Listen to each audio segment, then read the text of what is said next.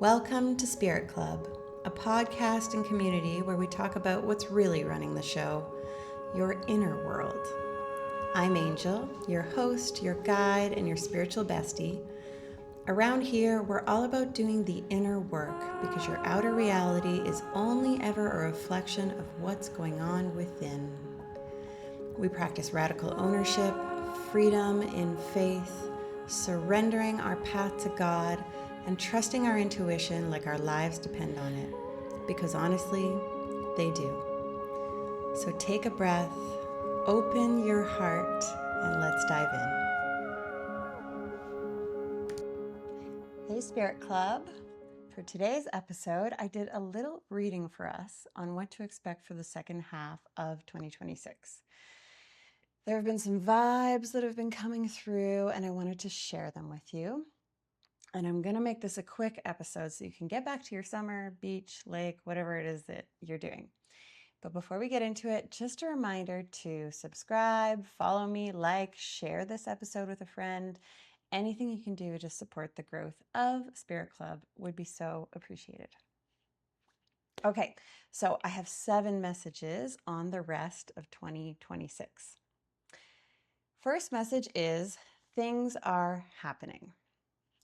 So, at the beginning of the year, when we were hearing all this messaging about the year of the fire horse in Chinese astrology and how things were going to happen this year. And so we were all kind of starting this year with this like, oh my gosh, things are going to move, things are going to happen.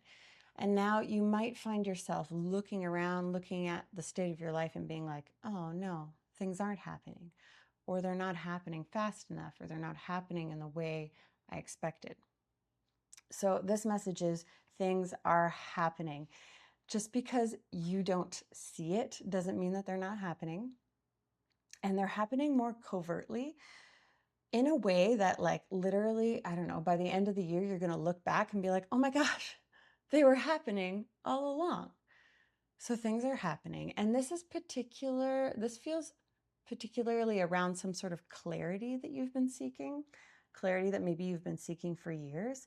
It actually is coming in. You're expecting it to be like really sharp and dramatic, but it's coming in like these little grains, these little granules. And in the end, by the end of the year, you will have that. Things will have happened. It just was happening in such small ways that it wasn't so obvious along the way. I hope that makes sense. Okay, second message is around Jupiter and Leo. So Jupiter, which is our benefic planet of luck, abundance, expansion, big, moved into Leo, I think like about 2 weeks ago at the time I'm recording this. And so take a look at where Leo falls in your chart, which house you have Leo in. And you will expect that this energy of abundance, expansion, luck, all that sort of thing is going to be coming into that house in your chart. If you don't know your chart, don't worry, just expecting that kind of abundance. However, because it's Leo, and you guys know, I'm not an astrologer, but this energy, this particular transit seems to be coming through louder than most. So that's why I'm talking about it today, sharing about it. But it feels like this expansion or this abundance that's going to come through is going to come in kind of loud, obnoxious even. And I say that because I feel like we all have this perception of abundance that it's like always what we want and like what we're calling in at all times. But what we forget is with a lot of abundance can come a lot of overwhelm, can come a lot of stress. It can be loud. It can be too much.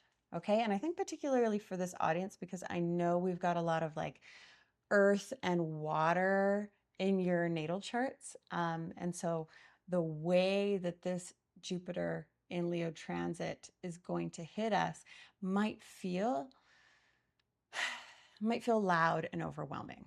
And so it might be a little destabilizing. So yes, abundance, yes, expansion, but maybe not like in the way that you'd hope or expected. Okay. third message is expect a trip down memory lane. So I don't know why this reading is so astrology heavy. And maybe this one actually isn't related to the astrology, but I will point out that Mercury is currently retrograde in Cancer. And I think it is until, I don't know, I want to say like 20 something of July. Again, not an astrologer, not trying to be one. But with this retrograde, or perhaps this is just a general message for our community, it feels like there is a revisiting, a nostalgic revisiting of your past happening sometime over the next few months, maybe even now.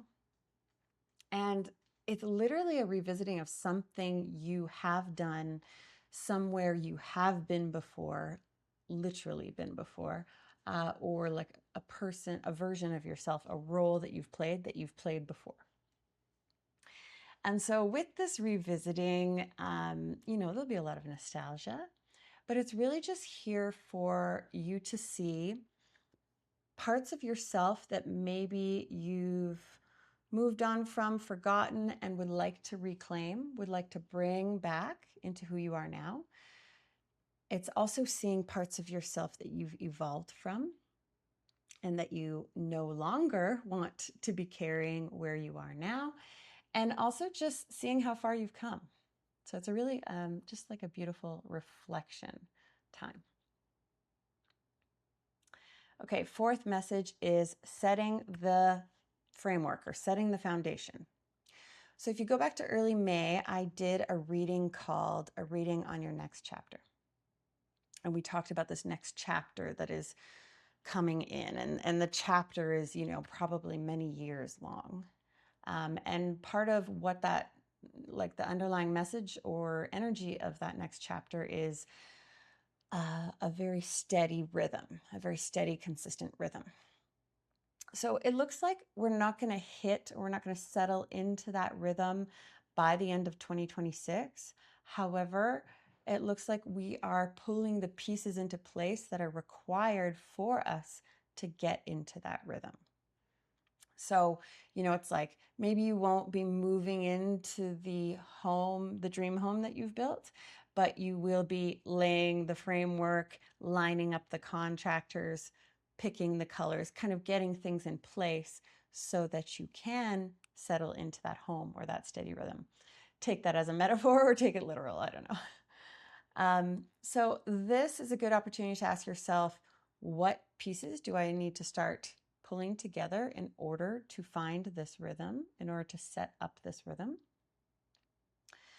And I definitely see it looks like a lot of simplifying. So check out my previous podcast, previous to this one, on how to simplify your life. That will help you. And that this is really a time for refining what is me, what is aligned, and what is not. Okay, fifth message is to be reasonable. So specifically, I know a lot of you wish you were there now. You wish you had whatever it is that you're trying to build. You wish you were at the outcome or the thing that you're trying to accomplish, the goal. You wish you had the full picture and the full clarity now. And that feeling, the disappointment of not having it, in your case, is actually very unreasonable. I can feel that most of you have actually made some like giant steps, some giant progress, some giant leaps towards this thing that you're building. But here you are focusing on what you don't have, on how far it still is, on the gap, rather than celebrating and being like, look at how much I did in such a short amount of time.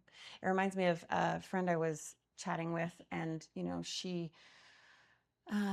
recently made some changes to have more financial stability, including like huge career shifts, and taking on debt, but paying off that debt. And anyway, and in such a short amount of time, she's paid off a huge amount of debt. And yet she's sort of focused on the gap, on how much debt she hasn't paid off yet, rather than focusing on and celebrating what she has accomplished. So let's be reasonable. Let's celebrate how far we've come. And just go back to, rather than comparing yourself to where you want to be, again, the gap.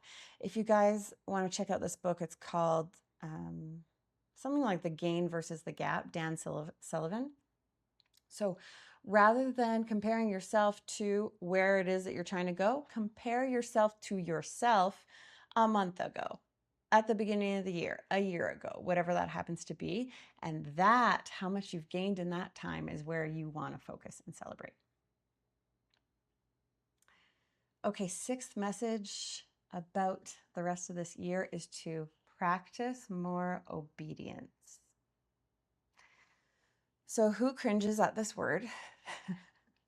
I know I used to feel that way about the word obedience, especially in the religious setting, because I felt like I was like some slave under dark control or whatever it is. But I've since let that go, because this is what it actually means, is practicing more obedience, surrendering more to God's plan for you. Now, I know a lot of you here in Spirit Club work on surrender. Surrender is like a regular part of the inner work that you do. And so this coming up is just asking you, okay, yes, you do surrender and you're doing great. And now let's take it deeper. Surrender further, surrender deeper. Really just asking God, what have I become attached to that I can let go of? And just remembering that, like, you can stay committed to the vision, to where I'm headed, while being unattached to a particular outcome. And this is sort of the obedience that God is asking for. I know for me, when I'm trying to surrender deeper, I just kind of sit with God and I go, okay, where would you have me go? What would you have me do? With who? And just sort of like abandoning any agenda that I have had, any particular plan or outcome or destination, and just being like, wait, let's just check in. Where would you have me go? Okay?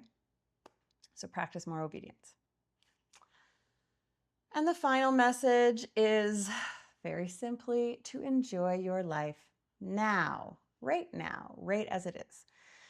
So I know we've had this message come up multiple times, and I feel like in many of the recent episodes, and I was wondering why. And I think it's because those of us who do the inner work and know we are meant for more are always going to need the reminder to enjoy life now. A reminder that there is no getting there. So don't wait to get there, quote unquote, in order to love and enjoy life. And as people who follow a call towards something, we always have to balance that pull, that call, that working towards something with being in our lives right here, being present to the joy and the peace that's right here, right now. And yes, also following the call, working towards more. So keep practicing this one, Spirit Club, because I actually think it's just part and parcel of who we are, and what we need to do is to like gain the skill to get really good at being able to be in our lives and present and happy and enjoying them now. And know that loving life just as it is does not mean it won't change. It will absolutely change. It always changes. It does not mean you're not headed towards your dreams just because you're loving where you are right now. Okay, that was it. Quick and dirty, quick episode. Just some messages on what to expect in the energy of the next 6 months or so. Love you guys much. Enjoy the rest of your summer. And please pass this on to whoever might benefit from these messages. Okay? Love you much.